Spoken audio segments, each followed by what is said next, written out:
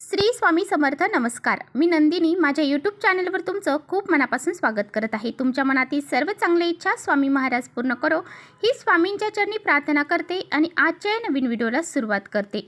तर पहा, उद्या वार आहे मंगळवार आणि या दिवशी आलेली आहे निर्जला एकादशी. तर निर्जला एकादशी हे व्रत खूप कठीण व्रत मानलं जातं. ज्येष्ठ मासातील शुक्ल पक्षातील एकादशी तिथीला निर्जला एकादशीचं व्रत हे पाळलं जातं. हे व्रत केल्याने व्यक्तीच्या मनोकामना पूर्ण होतात. त्याचबरोबर त्यांच्या मनामध्ये ज्या बी काही कठीण इच्छा असतील तर त्या लवकरात लवकर पूर्ण होतात. या दिवशी भरपूर असे शुभयोग हे तयार होत आहेत आणि ह्या शुभयोगामध्ये जे काही आपण उपाय पूजा सेवा करू त्याचे फळ हे आपल्याला शुभ प्राप्त होत असते. निर्जला एकादशीचं व्रत पांडवांपैकी भीमाने पकडले होते आणि खूप कठीण तपश्चर्याचं व्रत त्याने पूर्ण केलं होतं आणि त्यामुळेच या दिवशी भीमसेन एकादशी म्हणून देखील या दिवसाला ओळखलं जातं. त्याचबरोबर या व्रतासोबतच काही उपाय जर आपण केले तर त्याचे फळ देखील आपल्याला प्राप्त होते. तर पहा, या एकादशीच्या दिवशी आपल्याला पिंपळाच्या झाडाला अशी ही एक वस्तू अर्पण करायची आहे. ही वस्तू जर आपण पिंपळाच्या झाडाला अर्पण केली तर घरामध्ये अखंड लक्ष्मी नांदेल. फक्त 24 तासात कठीणातील कठीण इच्छा ही पूर्ण होईल आणि घरामध्ये सुख शांती समृद्धी ऐश्वर्य निर्माण होईल आणि घराची मुलांची पतीची खूप सारी प्रगती होईल.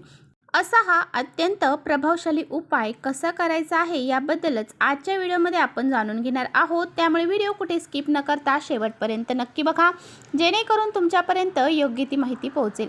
आपल्या चॅनलवर जर तुम्ही नवीन असाल तर चॅनलला लगेच सबस्क्राईब करा. असेच माहितीपूर्ण व्हिडिओ पाहण्यासाठी बेल आयकॉनलाही प्रेस करा, म्हणजे मी जेव्हा नवीन व्हिडिओ अपलोड करेन त्याचं नोटिफिकेशन सर्वात अगोदर तुम्हाला भेटेल आणि तुम्ही एकही व्हिडिओ मिस करणार नाही. त्याचबरोबर कमेंट्समध्ये ओम नमो भगवते वासुदेवाय नमः हे लिहायला अजिबात विसरू नका. तर पहा, आपल्या हिंदू धर्मामध्ये असे काही झाडं आहेत की त्यांच्यामध्ये दैवी शक्ती असल्याचं मानलं जातं आणि म्हणूनच या झाडांची पूजाही केली जाते. तर पहा, यामधीलच एक झाड म्हणजे पिंपळ वृक्ष. पिंपळाच्या झाडाची पूजा केल्याने पूर्वजांचे आशीर्वाद देखील आपल्याला प्राप्त होतात. हे झाड जे आहे तर या झाडाचे शास्त्रज्ञांनी अद्वितीय वर्णन जे आहे तर ते केलेले आहे. म्हणजे पिंपळ हे एक 24 तास ऑक्सिजन देणारे झाड म्हणून ओळखले जाते आणि त्याचबरोबर अनेक ऋषींनी देखील पिंपळाच्या झाडाखाली ज्ञान हे प्राप्त केले आहे. पिंपळाच्या झाडाच्या पूजेमागे अनेक कारणं जी आहेत तर ती सांगितली जातात. पिंपळाचे झाड हे सनातन धर्मामध्ये अतिशय महत्त्वाचे मानले जाते. या झाडामध्ये अनेक देवी देवतांचा वास असतो आणि त्यांची पूजा केल्याने ते आपल्यावरती प्रसन्न देखील होतात. आपल्या ज्या काही मनोकामना आहेत त्या देखील पूर्ण होतात आणि शनी दोषातून व्यक्तीची मुक्ती देखील होते आणि म्हणूनच धार्मिक शास्त्रात पिंपळ वृक्षाला देववृक्षाची पदवी जी आहे तर ती दिली गेली आहे आणि म्हणूनच या झाडाची पूजा जी आहे तर ती अमावस्या पौर्णिमा एकादशी अशा तिथींना केली जाते. तर पहा, एकादशी तिथी ही भगवान श्री हरी विष्णूंना समर्पित आहे आणि या एकादशी तिथीला भगवान श्री हरी विष्णू माता लक्ष्मी यांची पूजा केली जाते. असं म्हटलं जातं की या झाडाचं संपूर्ण स्वरूप भगवान विष्णूंना मानलं जातं. तर पहा, असं म्हटलं जातं की भगवान विष्णू सोबतच माता लक्ष्मी देखील या दिवशी या झाडामध्ये वास करत असते. म्हणून या दिवशी जर आपण यांची पूजा केली तर भगवान श्री हरी विष्णू आणि माता लक्ष्मी यांचे कृपा आशीर्वाद आपल्याला लाभतात. आणि म्हणूनच मी जो उपाय तुम्हाला सांगणार आहे तर तो तुम्हाला उद्या संध्याकाळी करायचा आहे. हा उपाय तुम्हाला संध्याकाळी 4 नंतर 6:30-7 पर्यंत कधीही करू शकता. हा उपाय करण्यासाठी एक तांब्याचा कलश घ्यायचा आहे. त्या कलशामध्ये स्वच्छ घरातील पाणी आपल्याला भरायचं आहे. तर पहा, त्या पाण्यामध्ये तुम्हाला थोडेसे काळे तीळ टाकायचे आहे. त्याचबरोबर कच्चं दूध तुम्हाला टाकायचं आहे. कच्चं दूध नसेल तर गंगाजल थोडंसं टाकलं तरी चालेल. त्यानंतर तुम्हाला सोबतच एक दिवा देखील घ्यायचा आहे. या दिव्यामध्ये तुम्हाला 2 वातींची 1 वात करून घालायचे आहे आणि त्यामध्ये तिळाचं तेल किंवा मग मोहरीचं तेल हे टाकायचं आहे आणि दोन्हीही तेल तुमच्याकडे नसतील तर जे असेल ते टाका आणि त्यामध्ये चिमूटभर काळे तीळ तुम्हाला टाकायचे आहे. आणि ज्या ठिकाणी आपण वात लावतो, वातीचे जे समोरचं टोक आहे ज्या ठिकाणी प्रज्वलित करतो त्या ठिकाणी थोडंसं कुंकू आपल्याला लावायचं आहे. अशा पद्धतीने हा दिवा आणि ते पाणी घेऊन तुमच्या जवळ असणाऱ्या पिंपळ झाडाच्या खाली तुम्हाला जायचं आहे. तर पहा, तिथे गेल्यानंतर सर्वात अगोदर तुम्हाला दिवा प्रज्वलित करायचा आहे. दिवा प्रज्वलित करत असताना त्याखाली तुम्हाला आसन द्यायचं आहे.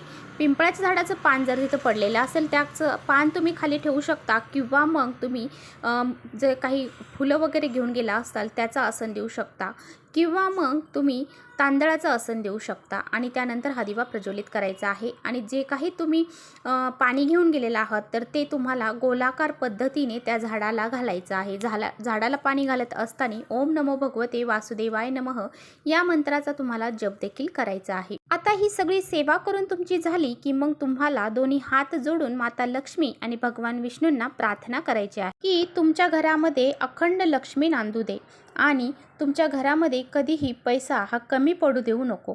त्याचबरोबर तुमच्या ज्या काही इच्छा असतील तर त्यासुद्धा तुम्हाला तिथे व्यक्त करायच्या आहेत. तर हा उपाय केल्याने पहा आपले पितृ देखील आपल्यावरती प्रसन्न होतात, माता लक्ष्मी भगवान श्री हरी विष्णू देखील आपल्यावरती प्रसन्न होतात. त्यामुळे हा उपाय या दिवशी करायला अजिबात विसरू नका. हा उपाय केल्याने तुम्हाला स्वतःलाच जाणवेल की तुम्ही कोणत्या संकटामध्ये होता आणि तुमचे संकट हे दूर झालेलं आहे, तुमची इच्छा ही पूर्ण झालेली आहे. प्रत्येक एकादशीला हा उपाय करायला अजिबात विसरू नका. तर चला इथेच थांबवते माझा व्हिडिओ तुम्हाला थोडा जरी आवडला असेल तर नक्की लाईक करा. चॅनलवर नवीन असाल तर चॅनलला सबस्क्राईब करा. परत भेटूया अशाच छानशा व्हिडिओसोबत. तोपर्यंत श्री स्वामी समर्थ.